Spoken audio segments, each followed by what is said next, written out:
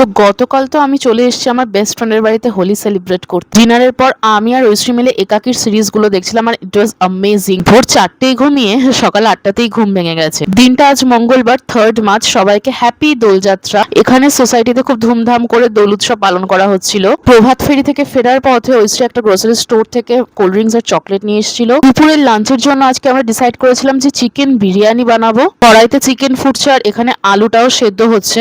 রান্না বান্না কমপ্লিট হয়ে যাওয়ার পর আমরা একে অপরকে আবির দিলাম, কারণ নাহলে রান্নার মধ্যে রং পড়ে যেত। এই যে আমার আর ঐশ্রীর অবস্থা। ততক্ষণে তো আমাদের বিরিয়ানি একদম রেডি। এবার গরম গরম বিরিয়ানি সার্ভ করার পালা। বিরিয়ানিটা দেখতে যেমন টেম্পটিং লাগছে, খেতেও হয়েছিল ভীষণই টেস্টি। এই হচ্ছে আমার বিরিয়ানির প্লেট। আজকের হোলি স্পেশাল লাঞ্চ। সন্ধ্যেবেলা হোলি স্পেশাল পার্টির প্ল্যান করা হচ্ছে, সেটা আমি তোমাদের আবার নেক্সট মিনি ব্লগে শেয়ার করবো। আপাতত আমি বিরিয়ানি এনজয় করি।